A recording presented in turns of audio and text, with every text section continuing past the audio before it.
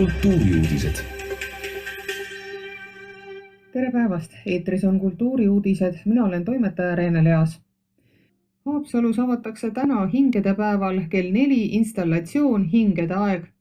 Installatsiooni sõnum on, et siit ilmast lahkumise teema ei pea olema tingimata sünge ning sellest võib leida ka helgust, mida argirütmis kipume ära unustama.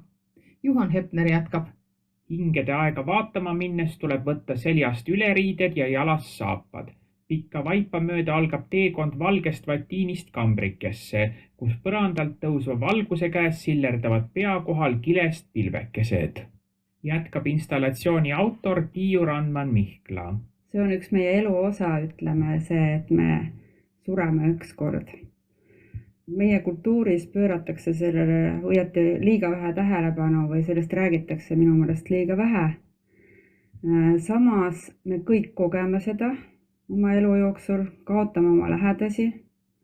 Me meenutame neid armastusega ja see ongi nagu põhiline sõnum, et mõelda armastusega neile, kes puhkavad pilvedel.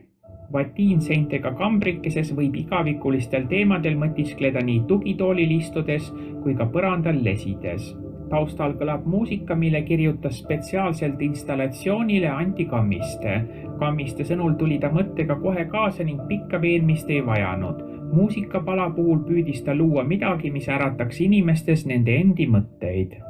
Jätkab Anti Kammiste. Mingil määral kuuleb sealt minu neid emotsioone, aga asja mõte on ikkagi hoopis teine, et üleüldse muusika minu arvast.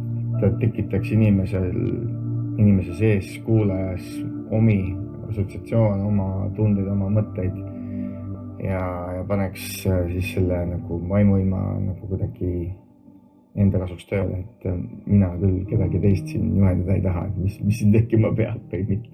Väga palju aega kulus just lae all pilku püüdvate pilvede meisterdamiseks. Selleks läks käiku aknakatteks mõeldud kile, mida Tiiu Randman Mihkla tellis rullide kaupa Hiinast.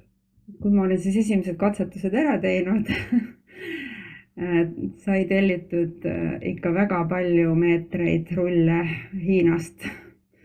Ja eks ma siis niimoodi 2 aastat neid väiksteks ruudukesteks lõikasin ja kokku klammerdasin. Nii et nendest tulid sellised helklevad, õrnalt liikuvad taevapadjakesed. Hingede aega saab Haapsalu linnagaleriis külastada 28. novembrini.